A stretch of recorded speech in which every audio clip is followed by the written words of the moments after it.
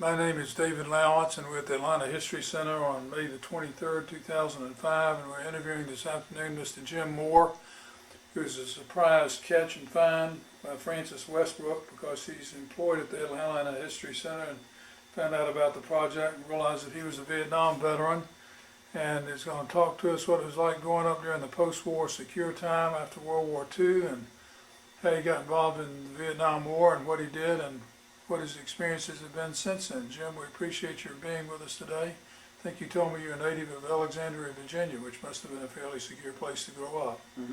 Go ahead. Thank you. Well, I don't know exactly where to begin. I suppose it would be putting my mind back in that era. I was in college at the time. It was before the draft, before the lottery, before the draft. I was still in the possibility of being drafted. I was in my second year of college, and I was just making average grades, not knowing exactly what I was doing there, and just getting along. And it came to a point of the summer of, at the end of the spring of '66, that I realized that I really didn't want to go back to college. But that was not the time to be going back to thinking of those terms, because I knew the word had gotten out already that in July there was going to be a 45,000 man draft. And I knew probably my number was up. So that was going to be the Army, and I thought, well, if I'm going to get pulled into this thing, I'm going to do it on my terms, and that was the Marine Corps.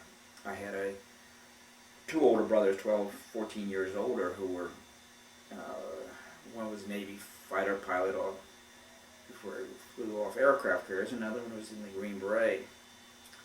So when I announced I was going in the Marine Corps, there were some gray hairs on my mother's side, and then I survived 2 or 3 situations, and here I go do this again. But the Marine Corps was my way of proving that I could do something. And I went through Parris Island in the summer of '66, and my MOS, I went on to Camp Lejeune for an advanced infantry training arrangement, and at that point they realized they had a couple of years of college. Well, not that many in the Marine Corps had above high school diploma. Not that I was any smarter than the rest of them. And there was a couple people in there when I went through Parris Island who had master's degree. But with that background, they assigned me administrative intelligence work. And that was good. I was going to stay safe, but there was another side, negative side to that. That during that period and after, for many years, there was the guilt of why wasn't I over there. And I actually, while I was in Nam, or during the Marine Corps, had put in for it, duty over in Parris Island, in Vietnam. I didn't have a death wish. It was just everybody did their share, and everybody was going to be going over there. But there was a critical shortage in my MOS, military occupational specialty, and they actually came down from Pentagon that there was not going to be anybody moved from where I was stationed at Camp Lejeune at the engineering school. Until finally, after about a year, I worked out a way to at least get off one base, and I got into the Marine barracks at the Charleston Naval Yard, about 100 miles south of where I was. And there I did some intelligence work, but mostly administrative, and some guard duty too. Really didn't get a chance to use any of the infantry that I was trained for. And in that place, in the Marine barracks, I saw kind of the after effect of what the war did. There was the Naval Hospital next to us, and it was, in addition to our regular duty as a guard station, it was also our job for any Marines being buried within 100 miles of this Marine Corps facility. It was our job to either be as pallbearers or on the firing squad for the 21 gun salute. So you could be taken off on those duties, your regular duties, and assigned that. And I suppose in the course of a year, probably it was involved in about 12 burials, some closed casket, and some not very pretty things. I saw what the war did from a stateside, the after effect of death, and I remember people who'd been assigned this duty a number of times.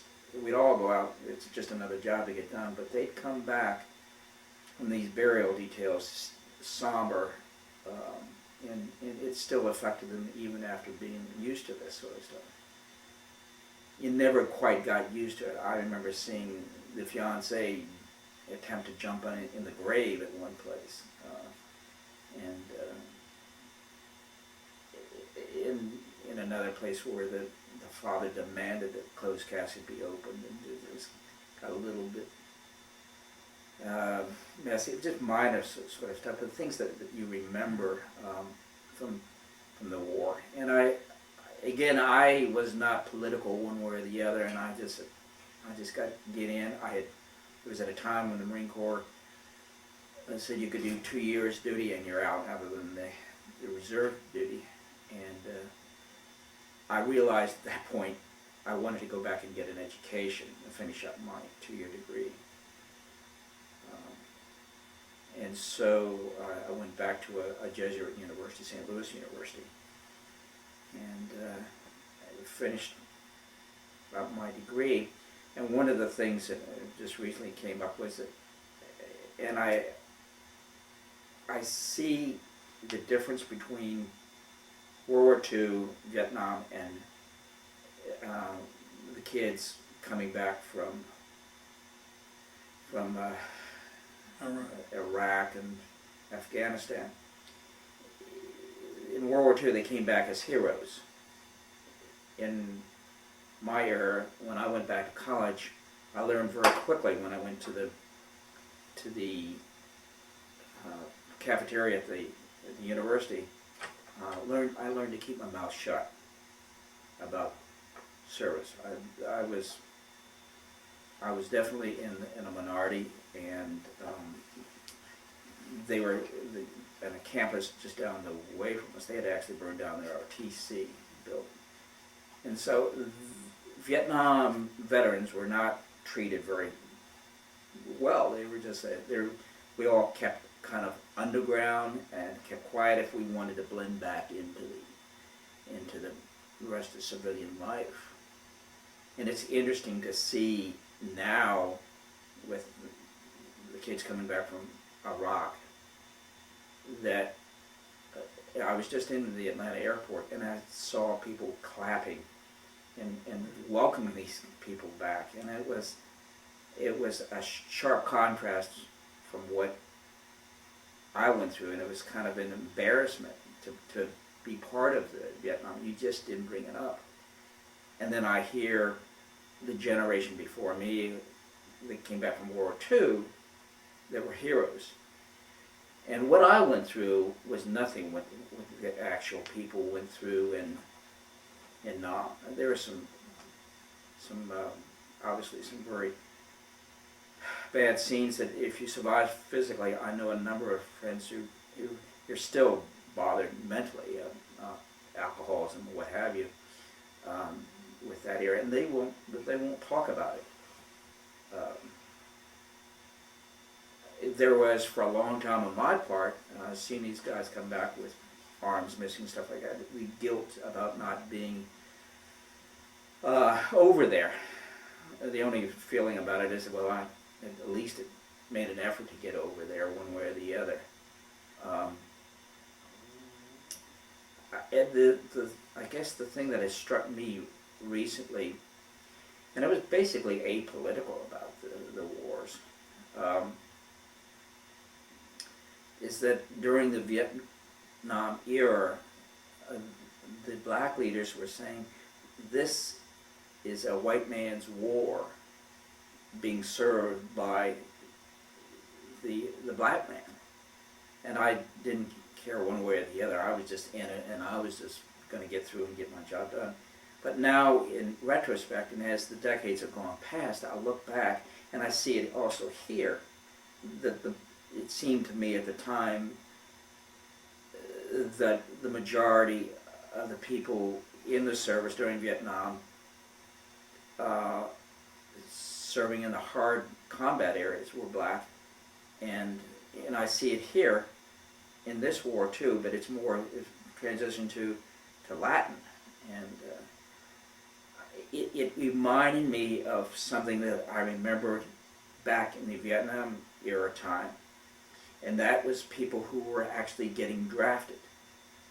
If your father was politically connected, or you knew someone on the draft board, you could get into one of the reserve outfits, the National Guard. And I never thought one way or the other. I just went ahead and just did my job, and that was it. Because I had two brothers who went to the service. We were a military family. But I do look back at it now, and I see that if you had the money or political clout, that you could actually get out. This was in the Alexandria, Virginia draft boards area. So I really do look at it as probably it really was a war, and this war too, I think, is being served for the less educated or the minority groups. And I never thought of it until now. It never struck me that way, and I'm not, again, one way or the other, pro or anti. It's a fact who's making up the war. Where had you been in college before? St. Louis, and then went back to St. Louis. So you're at the same university? Correct. Were there protests before you went into the service compared to after? Yes. There was even more so when I was at a Jesuit university, St. Louis University, and we were in sort of in-town university, and because we were Jesuit and Catholic, we were a little more conservative. So the demonstrations were a little less. I remember going to a French class after I got back, and they had an 8 o'clock French class, and they had chained the building closed. The protesters had tried to close down the university by chaining the building. And I thought, well, I really didn't want to go to French class that day, and they did try to set fire to the library. But out on the Washington University, which was a little more liberal university, they actually burned down the ROTC building. And with these things going on, I just learned to keep, I wasn't hiding, but my focus was to get my degree. The one thing that I saw after getting out of the service is that I really did need that degree if I was going to go anywhere or doing anything. So my focus was straight on. I was a day commuter. I didn't have time for the fraternities. I was older. I wasn't into the usual fraternity things. I had to work, and I had to push as fast as I could to get out and get working again after getting the degree. So I didn't have time to watch what was going on in the Vietnam thing, but I knew it was going on around me. Do you recall if Muhammad Ali had made his protest against going into the military before or after you were in the military? It was before. It was before I went in the service. Do you remember having any feelings about his stand at the time? Well, compared to now? he was also in the same category as Joe Namath. No. And I thought, you can go out and get beaten up in the boxing ring, or you can go out and play on a Sunday as a quarterback, and yet that knee couldn't, somehow they were able to get out. For Joe Namath, he was able to get out because he had a bad knee, and Muhammad Ali was a conscientious objector. It always struck me kind of funny how you could beat the daylights out of someone, and and be a conscientious objector. It kind of, I thought, just an odd sort of thing. I think he was protesting a little bit about what you're talking about now, that the war was being fought by minority groups. Mm-hmm. And I think that I interpret what he did as being a protest against that as much as a protest as a conscientious objector, though that's my own personal interpretation of what was going on at that time. Mm-hmm. When did the Kent State riots occur? They occurred, I believe, about April or May of '70, and I finished up my degree in February of '71. And I remember at the time on the campuses, oh Lord, this is really going to set a powder keg. But in the back of my mind is that I thought, this is finally done. If they're going to calm down. Other people thought this was just going to make it worse. It was just going to really now blow up across the country. But I think people were, in my mind, we just said, it's gone too far and we're going to calm down. And it did seem to calm down to some extent.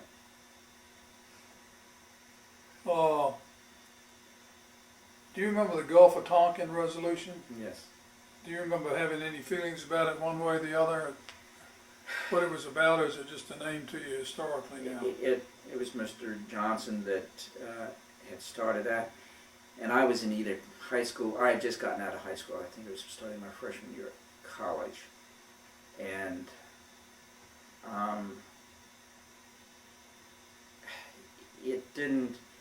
I remember it sticking in my mind that we were now making a major move.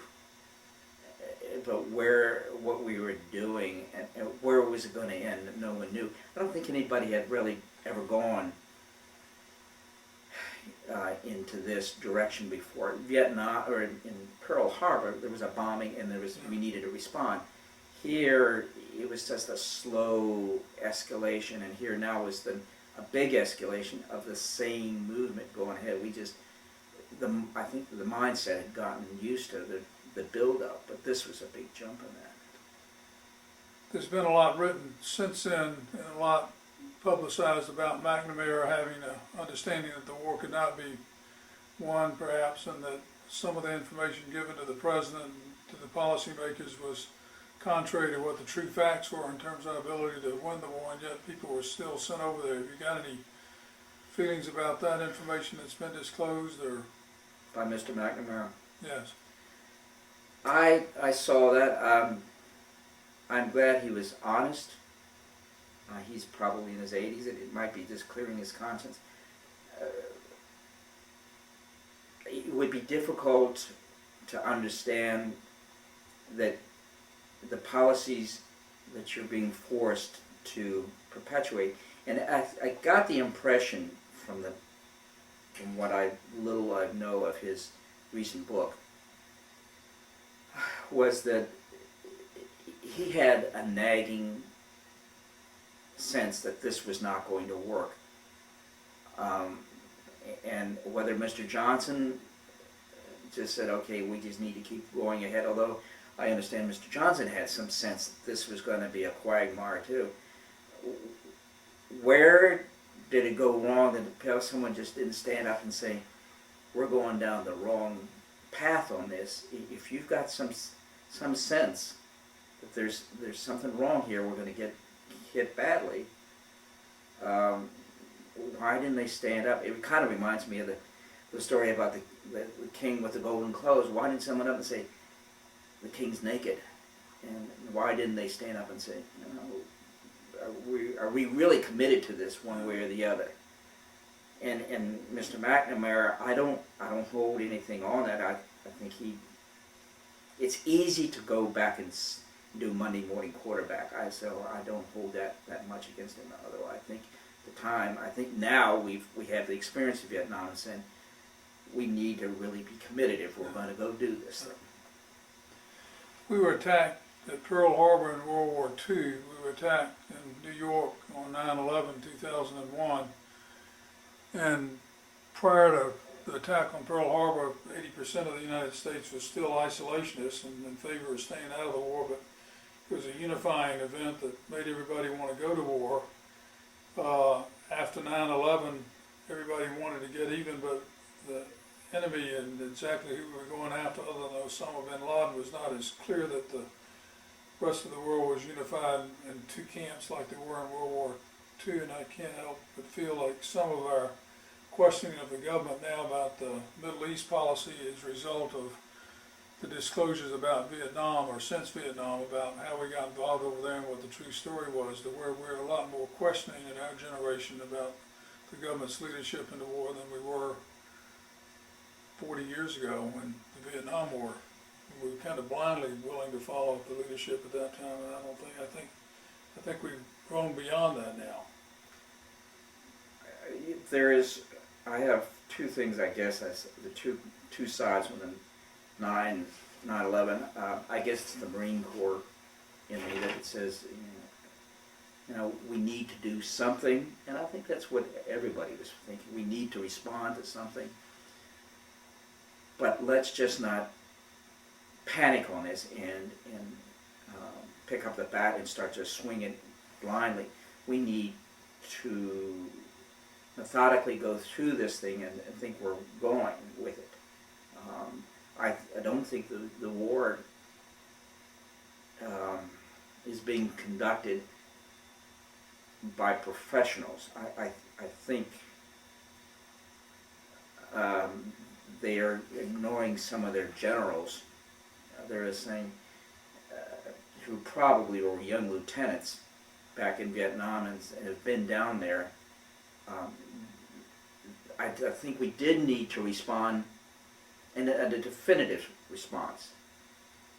But how we went about it, I'm not sure how to go about it, and I didn't think the American people knew how to go about it. But that's why we elected certain professionals to get in there and say, okay, we have thought this through. We're going to have, and one of the things that bothers me now, I suppose, is we don't have sufficient manpower to conduct a war. And we're straining at that. If you're going to do it, then you need to be well equipped, well staffed, and to go in there with a good commitment. I think we're spread too thin right now to do a good military operation. Then if I bring Fumi, we have with us in the room today also Fumi Showers, who's from Sri Lanka, who's an intern at the Atlanta History Center this summer. Could I stop for 1 second? He just graduated from Agnes Scott, and we're going to ask Fumi to participate in this conversation, giving us the perspective of what people overseas, how they view the United States, because she probably has a different perspective than you and I have, and it might be interesting. Just 1 minute, Fumi, and let me get back to Jim and see what he wanted to say. What, stop it for a second. Okay, Fumi, you're going to tell us what your feeling is about being from Sri Lanka. She just graduated from Agnes Scott with Sierra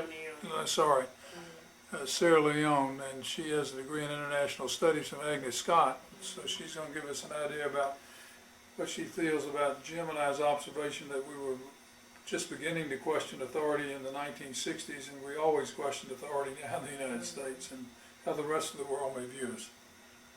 Yeah, I think especially in the first few days after 9/11, I think the rest of the world, like people in the United States, thought that there needed to be a response. As you said, we didn't know exactly who to target, but I think that the consensus was that we needed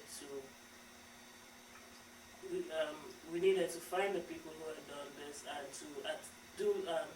to make a statement. And I think especially in the first few days when there was the attack on Afghanistan, there was a general agreement, especially with the Taliban, that we were going out and finding the people who were responsible for this. But then after, obviously, with Iraq and then the extension of the war on terror to Iraq, then there, as you probably know now, there was this, especially in the rest of the world, people were like, wait a minute, how did we get to Iraq? And then I think now that there's the questioning of the authority of the United States and just a general, I think, disagreements with the policy of this current government. I don't know what the native religion of your home country is. Is it Muslim or Christian or Hindu? Or? I think it's majority Muslim, but there's a minority Christian population. Yeah. Is there a general feeling in the Muslim world of distrust of the Western Christendom? Definitely, definitely. I cannot, and I'm not speaking from personal experience here, but I think definitely a majority of the Muslim world sees this as an attack on the Muslim world as because of their religion, and I think it's definitely a misunderstanding, but I think that's the general opinion that this is an attack on Muslims. It's interesting to me because of the fact that during World War II we were fighting religions of people who were very much like ourselves in the Western Europe. The Germans were Christian in their background. The Japanese were different in their religious beliefs, and but we had a heterogeneous religious enemy, and we were homogeneous, fairly homogeneous in our beliefs, and now we are faced with a homogeneous enemy religious-wise for the most part. When we think of the Middle East and what you were just talking about, the Muslims are facing a homogeneous enemy if it becomes a religious war. You got any thoughts on that, Jim? No, I suppose the one thing that struck me is that the United States should not be imposing its religious or cultural standards on the rest of the world. I really didn't know that much about Muslim until the Iraqi war started. And I certainly wouldn't want to be, if I was, let's say, raised Catholic, I wouldn't want Muslims coming over here and saying, okay, this is the way we do things, this is the way you're going to do it. I think we're out of line in trying to impose our cultural values. And I think the U.S. generally is trying to avoid that, but there's some things that are slipping over into it, and we're doing things inadvertently that are starting to tip over into the Muslim world and telling them, you know, this is not the way you do it. Well, certain things we may object to, and we may have some validity to it, but we're the United States, and I don't think we should be imposing our cultural values on the rest of the world. It's coming back to hammer us now, because I just came back from 9 days in Prague, and I ran into a lot of people from around the world, and I don't go out looking for political discussions about it. They like Americans, but they do not like Mr. Bush. We're generally not liking. We're still generally like. I don't know how long this is going to go on, but they do not like what the Bush administration is doing in Europe. And I've spoken to people from Australia, New Zealand, Germany. They weren't exactly part of the Iraqi coalition when we went in there, so it's not surprising. But it was interesting to see that perspective when I was in Prague. Do either of you feel like democracy is something that can be exported as a commodity, or is it something that has to be a grassroots, indigenous desire on the will of the people who vote to live under democracy, or can you actually go into a country where they've had monarchs of some type or another and all of a sudden say we're going to be a democracy and have the people make the adjustment in a short period of time to a democratic way of We're still working at it 200 years later. We're still refining it, and if we can be a part of, I believe in it. I think it's the better way of living. I certainly wouldn't want anything but democracy, but at the same time, someone else's version of democracy is going to be different from the U.S. So I do agree with that, and as you said, I don't think democracy can be exported as a commodity. I think it has to come from within a country, and there's been instances where it can't come to my mind right now, but just recently there was an uprising where people actually at the grassroots level rose up, and the president had to leave. I don't remember exactly. So I think I do agree that democracy is a good thing, and it as much of the world as possible should reap the benefits of democracy. But at the same time, I think it's undemocratic of the United States to try to impose democracy on other people. I think it has to come from within a country. And one of the things that actually helps is the mass communications now. Almost everybody's exposed one way or the other to television or some variation. So the seed is there. And the uprising, it can be done. The various newscasts show that it can work, that you can overthrow a tyrant. And you just have to have the will to do it. For the U.S. to go in and say, okay, you're going to do it, you're going to have an uprising, we don't have the manpower. First of all, it's simply illogical for us to even try to be the policemen of the world. But the communications is getting around now. The mass communications that is possible for these countries to rise up and say, they did it 200 years ago in the U.S., and it's been done ever since. And the seed is there, and it's going to spread.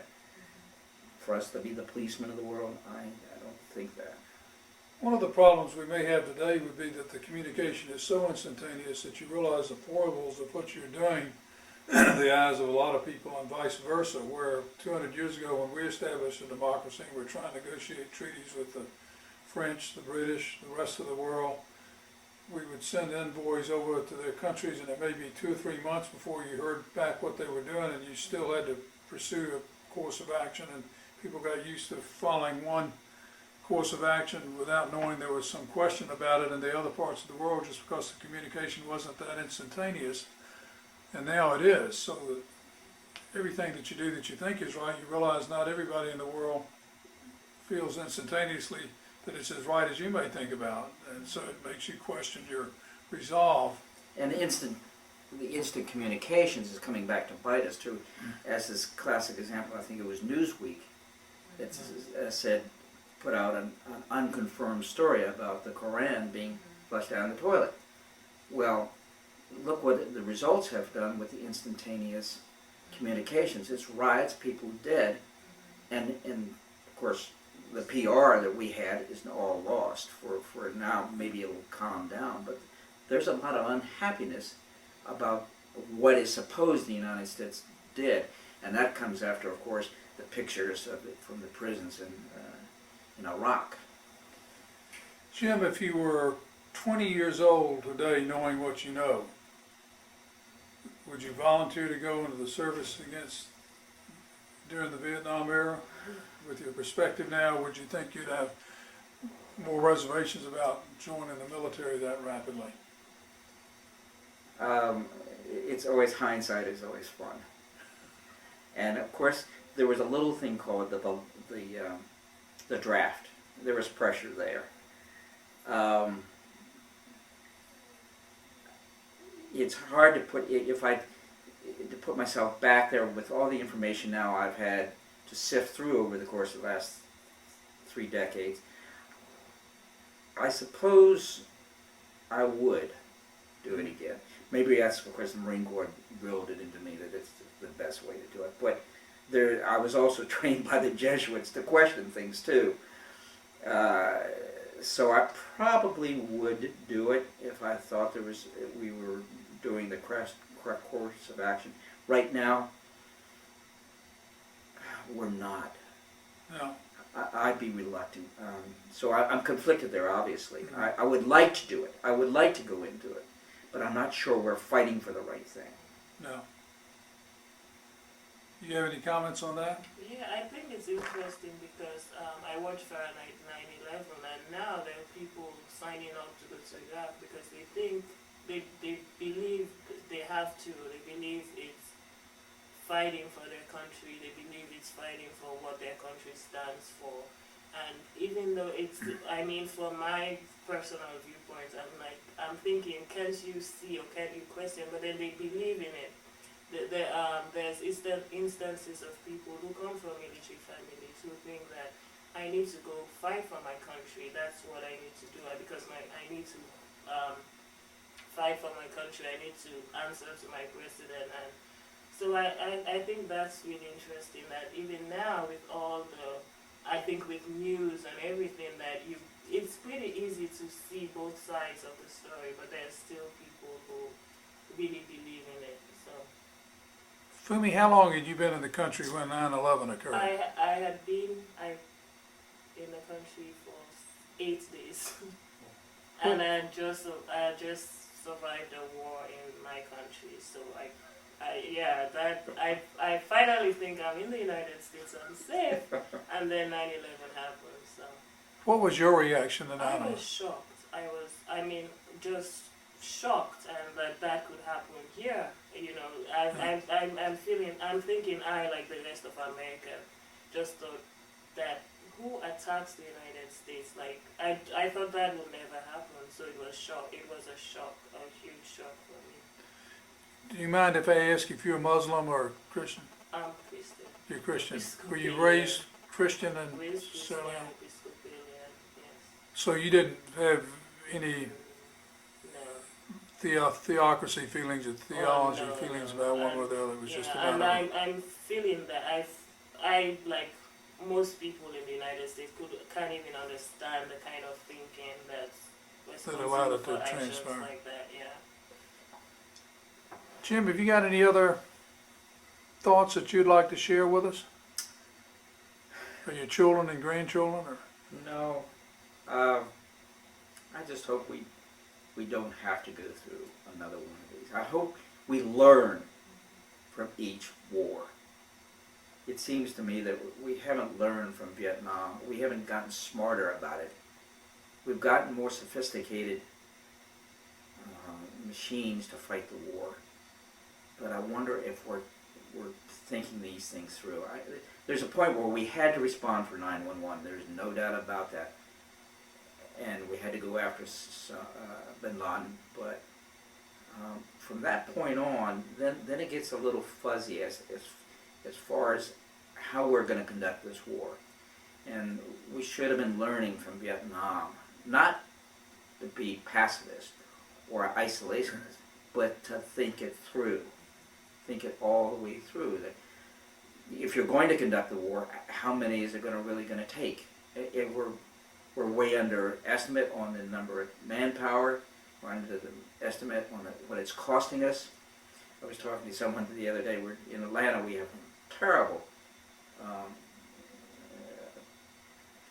highway systems, and we thought, gee, all the money that's being poured in, we could have a subway system for every major city in the country. We don't. And the things that can be done with it. And if we have to put it into a war, let's be smart about it. Let's be bright about this. Let's think it through. And that's my really basic thoughts on it. Well, I want to thank both of you for being here this afternoon. You're both making great contributions to the future generations by sharing your thoughts of what it's like in the year 2005 and what it was like in the year 1966 when you enlisted to go to Vietnam, even though you didn't have to go. And again, I express my sincere appreciation, both you, Jim, and Fumi, for letting us interview you this afternoon.